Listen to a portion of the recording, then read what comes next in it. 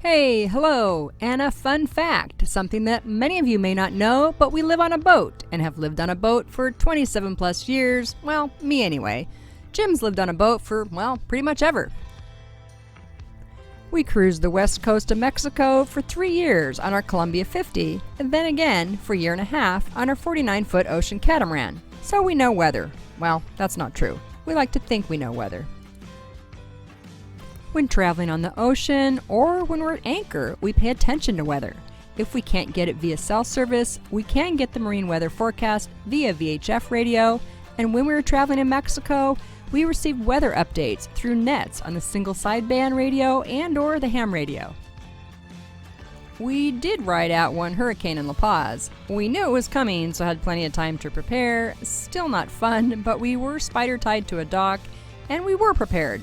Physically prepared. Mentally, I'm not quite sure. And we've ridden out a couple of tsunamis, too. Okay, fast forward to traveling in our Rpod.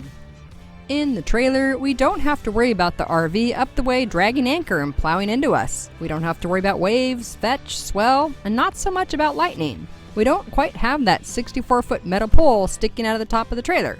We don't watch weather quite the way we do when on our boat. When driving, we are concerned about rain and high winds, but we can always pull over and wait it out. At a campground, we are parked, sitting, stationary, and often without cell service, and no VHF or sideband radio. So we get a bit complacent.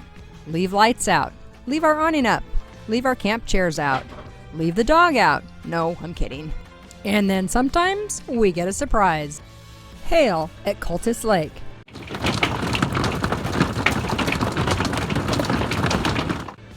We knew there were big thunderheads to the southwest of us, but without cell service, couldn't track their direction, and our chairs were out. But hey, they will dry. It was the rivers of hail underneath us that were starting to be a concern. How long was this going to last?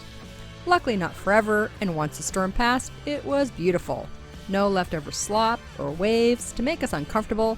Just wet feet, wet chairs, wet towels. And snow at Crater Lake. Again, no cell, except for those few minutes we found service when out hiking. We expected rain. We knew there were clouds coming, but not snow. Quite the surprise to wake up to this. We were a bit more prepared with aspects of our camping gear outside, as we were scheduled to leave somewhat early that morning, so had put most things away the night before. What we weren't prepared for was driving in the snow. On a volcano. Towing. Remember, we are Southern California people. Neither of us had driven in the snow in forever. We have learned a little bit from these weather surprises. We check weather when we can and often stop on the road to do a final check before we get completely off the grid. We clean up camp before we go to bed. For the most part. Remember, we are lazy and try not to leave too many items outside. We fold up our chairs and set them where they won't get drenched or full of hail or full of snow. Close the windows and back on the truck, and always carry extra towels with us. Wet dog, muddy trailer floor, extra towels, a must. So hey, we would love to hear about some of your weather surprises. Feel free to share those in the comments below. And if you've enjoyed this video, give us a thumbs up, subscribe if you haven't already done so, and remember, we like comments, questions, and campground suggestions. Thanks for watching.